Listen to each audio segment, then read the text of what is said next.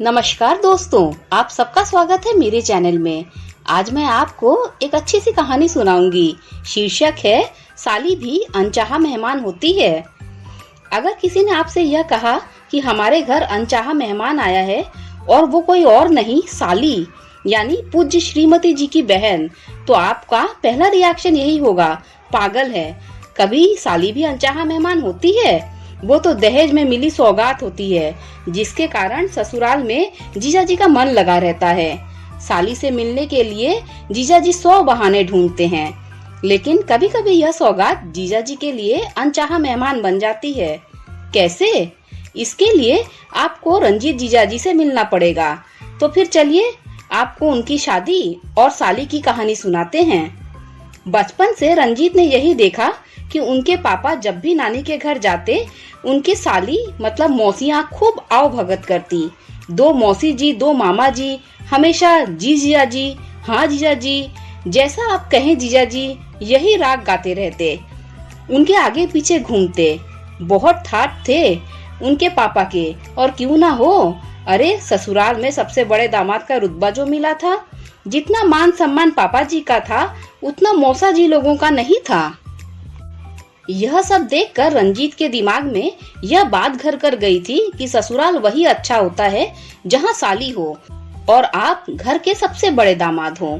शादी की जब उम्र हुई तो उन्होंने अपनी मनोकामना को अपने घर वालों को बता दिया और पंडित जी से कह भी दिया कि उसी घर का रिश्ता लाना जहां लड़की घर में सबसे बड़ी हो और 2-3 बहन तो होने ही चाहिए। वैसे आपको यह बताते चलें कि रंजीत शहर में सरकारी टीचर हैं, बच्चों को गणित पढ़ाते हैं। कुछ उनकी किस्मत और कुछ पंडित जी की मेहरबानी, एक लड़की का रिश्ता आया जो उन्हीं की शहर की निकली। रंजीत जी ने लड़की का बायोडाटा पर सरसरी निगाह डाली। लड़की घर की क्या, पूरे खानदान में सबसे बड़ी थी, और साली 1 नहीं 2 नहीं 4 सालियां, और पूरे खानदान का जोड़ ले तो चचेरी ममेरी मिलाकर 15 तो होंगी ही, और साले भी।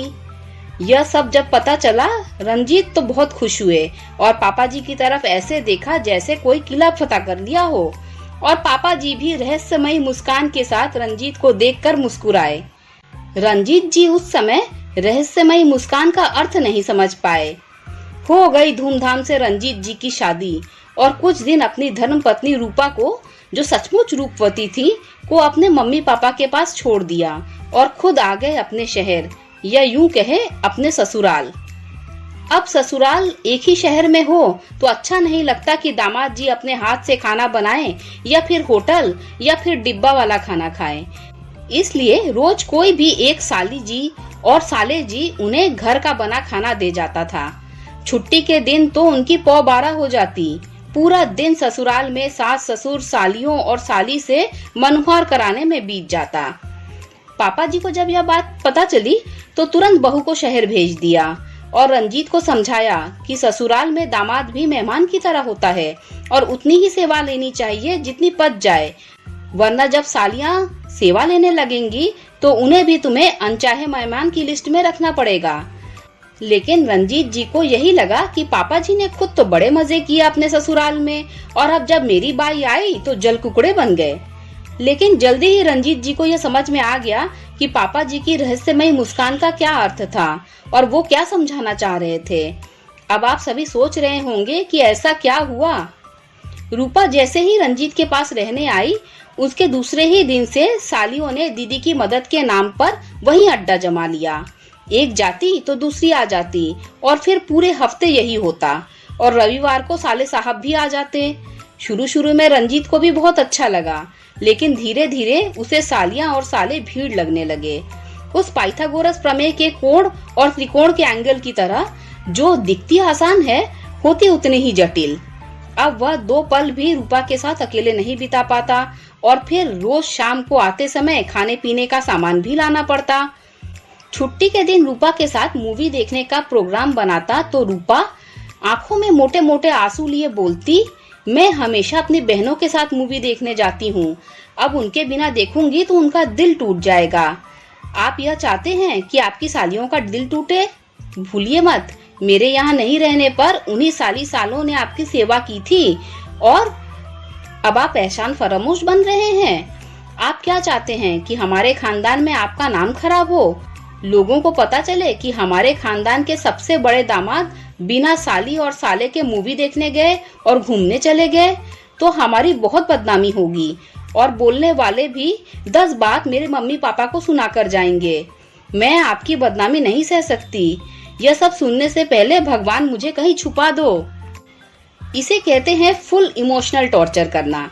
बेचारे रंजीत जी रूपा के आंखों में आंसू नहीं देख सकते, तो फिर उसके आंसू पोंछते हुए वह बोले, जानू मैं तो सिर्फ मजाक कर रहा था।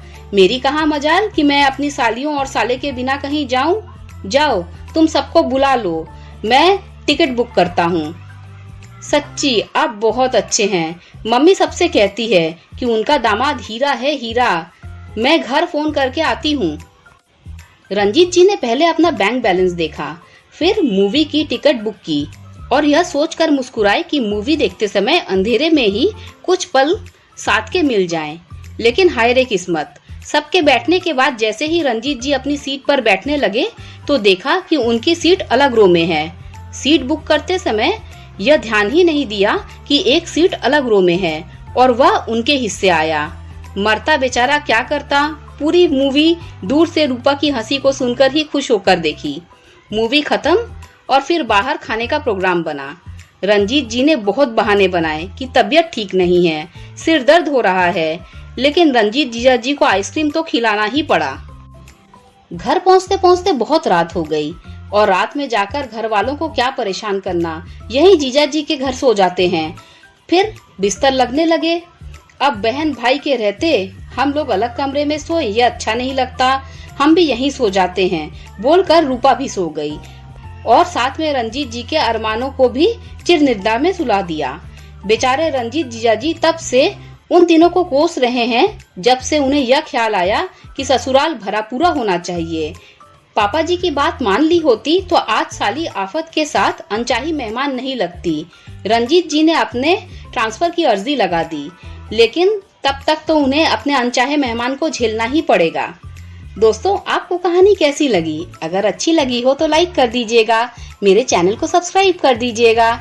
जब आप मेरे चैनल को सब्सक्राइब करें तो बेल का आइकन भी प्रेस कर दीजिएगा, जिससे मेरी आने वाली सारी कहानियाँ आप तक सबसे पहले पहुँच जाएगी। Thanks for listening.